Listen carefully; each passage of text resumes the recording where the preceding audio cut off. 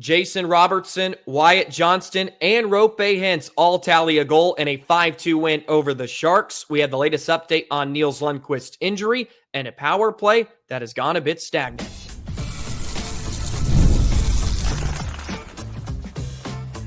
Your Locked On Stars, your daily podcast on the Dallas Stars. Part of the Locked On Podcast Network, your team every day. Howdy, Stars fans. I'm Joey Erickson, former producer of 105 Through the Fan. Please be sure to subscribe. We are free and available wherever you get your podcasts and on YouTube. And as always, thank you so much for making us a part of your day and making us your first listen. For the first time in a long time, the best line for the Dallas Stars was the top line. A combined 7 points between Roope Hintz, Jason Robertson, and Wyatt Johnston in a 5-2 win over the Sharks. But we did lose Nils Lundkvist to an injury in the second period. We'll have the latest update on him and a power play that has gone a bit stagnant, especially on home ice. Some alarming numbers that I will share with you today on today's episode, which is brought to you by FanDuel. You can start the season with a big return on FanDuel. New customers can place a $5 bet and you'll get started with $150 in bonus bets if you win your first $5 bet. Visit FanDuel.com to get started. So a couple of late empty net goals by the Dallas Stars to make the score look better than it actually was, as Dallas got caught in limbo for really the last 25 minutes of the hockey game, trying to add the insurance tally and defend well. And then they give up a goal late to San Jose with just under 6 minutes to go. And next thing you know, it was a one-goal hockey game, but Dallas is able to close it out for a 5-2 win. And the main takeaway was Jason Robertson, by far his best game of the season. Had a goal and a couple of assists in the game. He added another helper on the Roope Hintz empty net goal late. Some big tallies for 24, 21, and 53. All three of them needed to get on the board once again. And Robertson ended up with 4 shots in the game. He had his shooting legs. The power play opportunities certainly helped out, but that top line at 5-on-5 looked like themselves. They ended up with 7 shots in the game. Their expected goals for were 70%, which is a very, very good number. They ended up with 5 scoring chances at 5-on-5, and Robo really needed that game. For as much flack as I have given him lately, that was a positive sign. The caveat is it was against the San Jose Sharks. You hope they would look like that against a team like San Jose, but the Sharks play the Stars really well. And as I mentioned, it was a 1-goal game with less than 5 minutes to go, which has sort of been a redundancy when the Stars play the Sharks here recently. So it's a positive sign moving forward as the top line really dominated the game. At 5-on-5, they looked really good on the power play that had some moments. Unfortunately, the power play could not get going. Otherwise, it would have been an even more comfortable victory.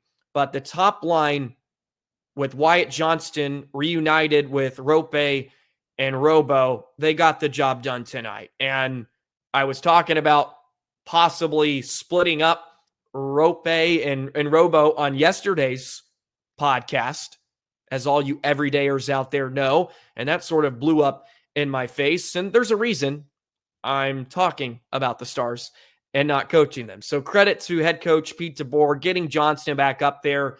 And I really liked Mavrik Bourque with Stankoven and Jamie Benn. That's a line that needs to continue to just marinate a bit more. Mavrik Bourque played another very, very good game. But again, 7 points from your top line.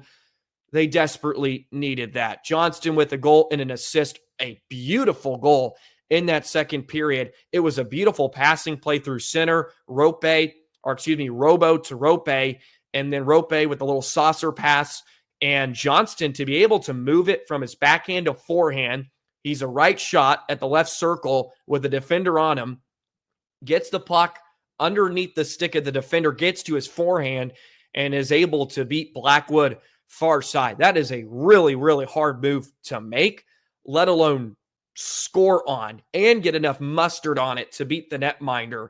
And that was a Wyatt Johnston we have been accustomed to knowing over the last few seasons. Looked more like 53 from a season ago. And many of you have commented on my videos, not stressing too many concerns about Wyatt and even Robo.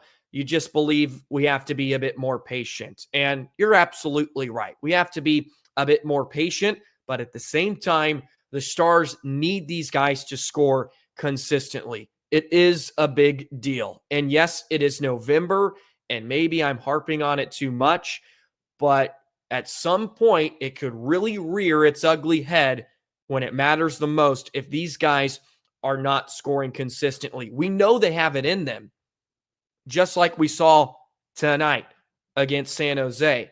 We know that is there, but it's not rising to the top enough because the Stars cannot be carried by Matt Duchene and Tyler Seguin forever. By the way, what has Tyler Seguin done to the hockey gods or has done to the American Airlines Center? The Posts absolutely hate him. He would have added the insurance tally before the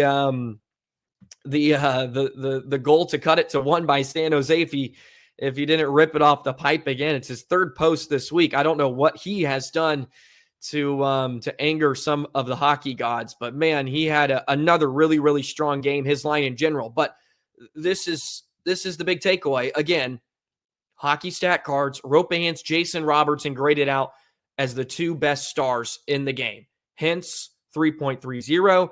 Robertson, 2.98. Harley's right there at 2.40. My shooting star pick, I thought, had a very, very strong game as the Stars' D-core was a bit thinned in the game at certain moments, including with Thomas Harley, as he took a puck in the chin, got some stitches, and he was right back on the bench because he's a hockey player. And we'll get to the Nils Lundkvist injury in just a moment. For the first 2 periods, though, it felt like Dallas was really taking it to San Jose. Jamie Benn gets the goal just halfway past the hockey game with his 4th of the season. Another beautiful setup by Logan Stankoven. That line has some real hunger to it.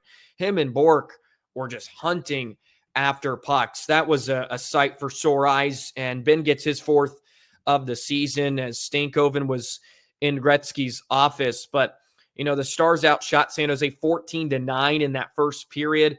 They get the 3-1 lead thanks to Jamie Benn. It just felt like, okay, time to steamroll them a bit. But, I mean, credit to the Sharks again for sticking around. They had some really, really good looks in the game on a few of their power plays. They hit a post. And, you know, the Stars needed Jake Ottinger at moments. He wasn't necessarily tested a whole lot. There wasn't an offensive barrage from San Jose, but they had their looks. And they asked Otter to come up with a couple of saves. But, you know, Robertson with a 3-point night, it's massive. It's massive for the confidence.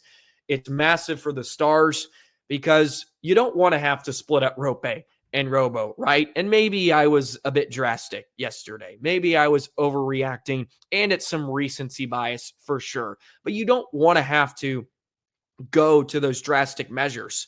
If you can rock along with that top line, getting multiple goals for the first time in forever, Stars fans, multiple goals from that trio, then you can leave Duchene together. Then you can leave Mavrik Bourque with Ben and Johnston, and you can start to find some consistency. And I think that will help too with some of the struggles, having some more consistency.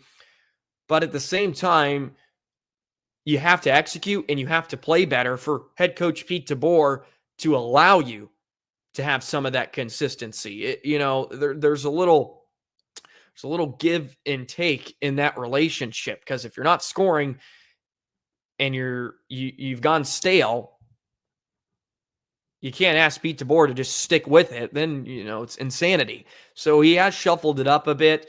He shaked it up again, right? That wasn't the lines we saw against Anaheim. He shakes it up, and maybe that's a spark. But it is San Jose, right? As much as I hate to say that, a win is a win, but you would have liked it to be a bit more comfortable. I know it was 5-2. You get a couple empty net goals late. By the way, some brilliant defending from Lundell down the stretch. He was very, very good in the game, and it allowed Dallas to get the initial empty netter from Roope Hintz to ice this one off. And Dallas gets a bounce back win, right? 5-2 over San Jose. And now they got a real test on Saturday against Tampa Bay once again. But the top line looked like themselves. And that's the main takeaway and the real positive coming out of tonight. Roope Hintz, Jason Robertson graded out the best. So that is great news. And hopefully we see more of that. And as much as I come on here and I complain, and you probably hate to hear me just moan, but you're just not seeing it enough. And you have nights like this, and you're like, okay, yeah, like there it is. And you're not going to be 100% all the time. I'm not asking for that. But there wasn't even a lot of moments in the last few weeks where they were even sniffing some chances or even sniffing that level of their game. It just, the floor has to be raised a bit. And Robertson looked engaged. One of the best skating games for Roope Hintz. Johnston, the way he was carrying the puck, the way he was moving, right? It's just, you can see it with them. And I wasn't seeing it. Tonight, you saw it. Hopefully that will continue. So positive signs. Multiple not power play goals, I wish, but multiple goals from the top line. Roope, Wyatt, and Robo all get on the board in a 5-2 win over the Sharks. But the Stars do lose Nils Lundkvist to an injury in the second period. We'll discuss that more and have an update in just a moment. Today's episode of Locked On Stars is brought to you by FanDuel. Get ready to tackle the NFL action with FanDuel, America's #1 sportsbook. Because right now, new customers can place a bet of $5 and get $150 in bonus bets if you win. The FanDuel Sportsbook app gives you everything you need to place live bets on the NFL all in one place. So when you get a hunch in the middle of the game, you can check out the latest stats, view live play-by-play, and so much more on the same page where you place your bets. Instead of watching the Dallas Cowboys break your heart, get in on the action with FanDuel. Watch some other teams and win some money. Just visit FanDuel.com to get started. You'll get started with $150 in bonus bets if you win that first $5 bet. That is FanDuel.com. Never waste a hunch and make every moment more with FanDuel, an official sportsbook partner of the NFL. Today's episode is also brought to you by Game Time. Game Time has a new feature called Game Time Picks that makes getting tickets to your favorite team's play even easier. Game Time Picks filters out all the fluff to show you only incredible deals on great seats so you don't have to waste your time searching through thousands of tickets. Go ahead and download the Game Time app. It's free and it's available on the App Store and Google Play Store. If you want to go watch the Stars this season, if you do want to go watch those Cowboys, you can use Game Time. You can see the view from your seat before you buy, and you get the lowest ticket price guarantee, or Game Time will credit you 110% of the difference. Take the guesswork out of buying tickets with Game Time Picks. Download the Game Time app, create an account, and you can use the code LOCKEDONNHL for $20 off your first purchase. Terms apply. Again, create an account, redeem code LOCKEDONNHL. That is LOCKEDONNHL for $20 off. Download Game Time today. Well, what time is it? Game time. Nils Lundkvist left the game early in the second period.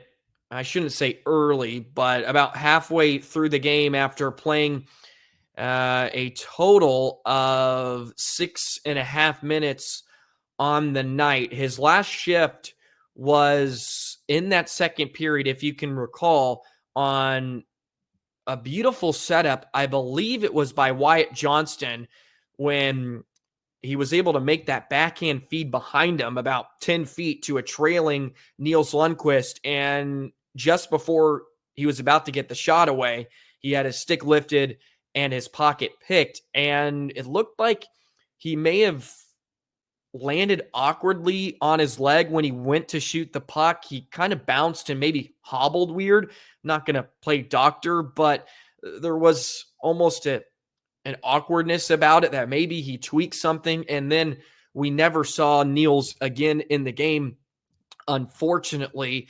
And the Stars lost Thomas Harley at one point, which was a bit scary because if that could have been worse, Dallas would have been really thin. So we'll continue to keep an eye on Nils. The latest update post-game from Pete DeBoer, he said Nils Lundkvist's injury doesn't look serious, but he will be reevaluated tomorrow. Hopefully it was precautionary, but you don't want to see him miss any significant time just because of how well he has really, really played this season. Matt Dumba was paired with Thomas Harley tonight. They had to rotate 5 men, so the D pairs kind of got mixed around after the Lundkvist injury, but they did put Lyubushkin with Miro for the first time this season, so they're trying some things out. Lindell was with Lundkvist on that third pairing. I think if you're going to have Lyubushkin play with Miro, you should put Lindell with Thomas Harley to really holster or bolster that top four.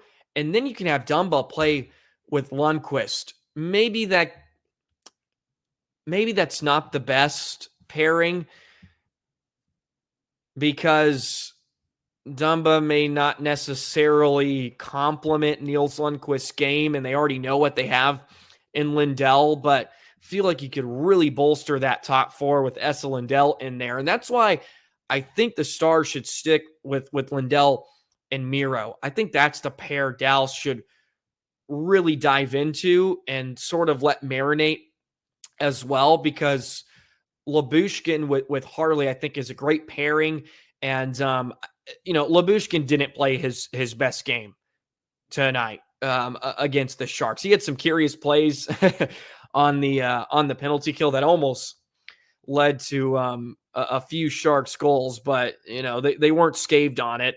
San Jose went 0 for 3 on the night. It wasn't the best game from Lyubushkin, but I think you kind of rock along with Miro and Lindell, and then you allow Lyubushkin to play with Harley. That seems to be a pairing that should stick together. But look, they're experimenting. They're sort of finding out what works, and you can't blame them. Hopefully Lundkvist is okay, because I would love to see Lundkvist over Brendan Smith a lot more. And I think that's where they would like to err. But, Smith, to his credit, has played decently. But if you're going to choose Smith or Lundkvist, I'm going Lundkvist 95% of the time, depending on the matchup. It was good for him to get back in the game. And as I just alluded to, it looks like it's not that serious. He will be reevaluated some more. So that is the latest updates on Nils Lundkvist. But Stars had to roll with 5 D-men. Miro played over 25 minutes on the night. Lindell 23:40. Harley was up there at 21:54. Lyubushkin got an uptick. He's usually somewhere around 17 minutes. He played just over 18 in the game. I thought Dumba had a strong game too. He ended up with an assist in the game. His first points as a Dallas Star on the Jason Robertson goal in the first period. Thought he had another strong game. He's stacking some good performances together, which is a good sign. They need him to start playing better. And if Lundkvist does have to miss any extended time, you feel okay about what Dallas has. It's not deep in terms of talent, but it's deep in terms of depth. It's certainly deep in terms of depth, but not not very much challenge. So, and Nils has been dynamic for Dallas. You'd like him to pitch in a bit more offensively, just as an assist in his first 15 games this season. But really, the improvement for Lundkvist is about what he's doing at the other end. He's been very, very strong in his own zone and moving the puck, which is step one for an NHL defenseman. And he's starting to figure it out. So we'll continue to keep an eye on that, but certainly stinks to even see it just based off the body of work he has put together so far this season. So more than likely, you'll possibly see Brendan Smith check back in, but hopefully Nils is okay and he'll be ready to go against Tampa Bay on Saturday. All righty, let's jump into some power play talk and special teams for the Dallas Stars. PK's been great, but the power play has gone a bit stale, especially on home ice. I'm going to share a very, very baffling number with you in just a moment. Today's episode of Locked On Stars is brought to you by Prize Picks. Prize Picks is the best place to get real money sports action. With over 10 million members and billions of dollars in award winnings, Prize Picks has made daily fantasy sports accessible to all. You just pick more or less on at least 2 players for a shot to win 100 times your cash. Run your game all season long on Prize Picks. This week on Prize Picks, you can look at the hockey board and you can select Nathan MacKinnon for more than half a goal, Evander Kane for more than 1.5 hits, also David Pastrnak for more than 2.5 shots on goal. You pick 2 of those. If you hit, you can win money. So download the Prize Picks app today. Use the code LOCKEDONNHL for $50 instantly after you play your first $5 lineup. Download the app today. It's free. It's available on the Google Play and App Store. Use the code LOCKEDONNHL to get $50 instantly after you play your first $5 lineup. Prize Picks. Run your game. The Dallas Stars power play at home has been abysmal, to put it lightly. It has been really, really bad. And I went ahead and checked the numbers tonight. I plugged it into the old NHL stats machine, and I looked at the Dallas Stars home power play percentage. It is last. It is last.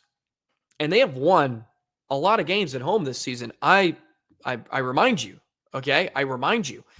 A large part of it has been Jake Ottinger, which he deserves some credit. In 7 games this season, Otter has stopped 180 of 190 shots faced. That's a .947 save percentage. So pretty lights out stuff from Otter in between the pipes, which is almost even more surprising that they've been as successful at home as they have been with a power play. 7.4%. That is last in the NHL. 32nd, ladies and gentlemen. 32nd. And by a pretty decent margin. 7%. And they're 4 for their last 30 in their last 10 games. In their last 10, they're 4 for 30, which I don't have to tell you is not a great percentage. It is 13% exactly. They had a couple power play goals in the game against Pittsburgh, and I think they picked up 1 or 2 more in the Chicago game, and then one of the contests in Finland against the Panthers. Albeit the power play looked dangerous tonight against the Sharks, especially the last one. They were buzzing around. Roope, Robo, and Wyatt were out there, along with Miro, and I want to say Ben, and they were matriculating the puck nicely. They were getting some shots off, and Blackwood came up with a couple of saves. But again, you give up a shorthanded goal. I hadn't mentioned that yet. They went 0 for 3 in the first period, and they had given up a shorthanded goal, and it was the reason why it was tied at 1 after 20 minutes. And it gets to the point where the power play could do them a lot of favors. You pick up 1 or 2 on the man advantage, and it is a very, very comfortable win. We're not talking about the Sharks cutting the lead to 1 with under 6 to play. More like you cut it to 2 or 3 if Dallas is able to execute. And that's what it's going to come down to. But it looks good, right? They're moving the puck around better.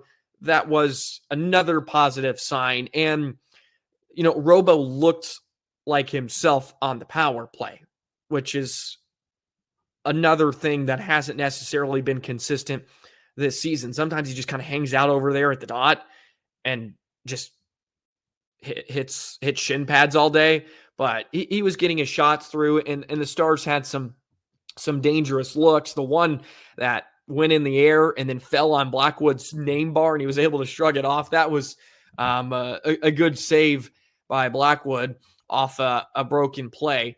But, a power play, has not been firing on all cylinders.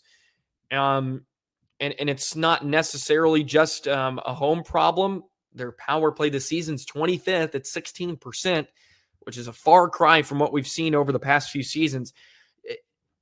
The power play can clean up a lot of your offense. And that's been a big reason why some of these guys have been struggling. And Daryl mentioned on the broadcast, and I hadn't even thought about it until he brought it up.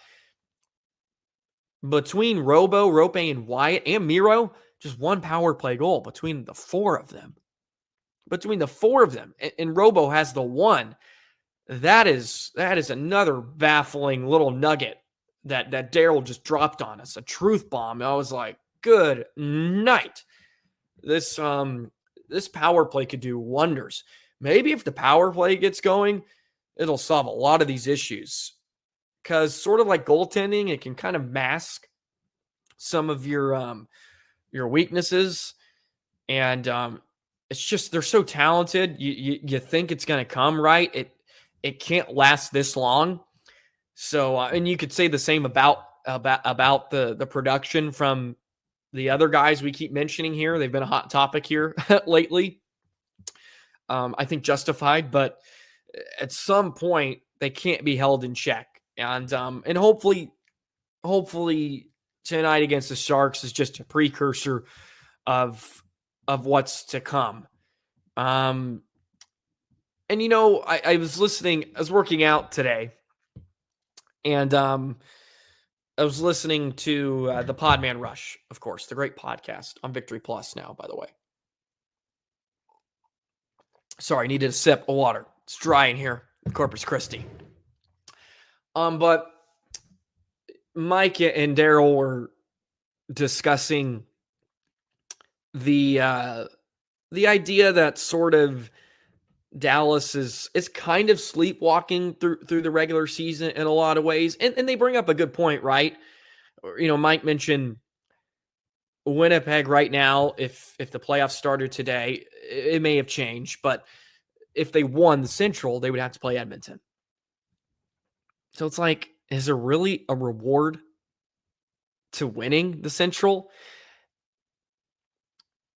And, it gets me thinking, like, maybe I'm making too much out of what's been going on recently, what's happening in the standings, because, yeah, like, you get to play the best player in the world, and we all know how that worked out against a Stars team that was pretty darn good and was kind of rolling in the postseason. And then one player, it wasn't just one player. I mean, Draisaitl, Bouchard had a big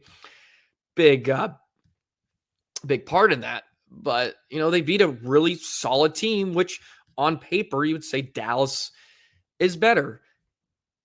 So maybe there is a bit of just like, who cares? Maybe Dallas can flip the switch. I don't know.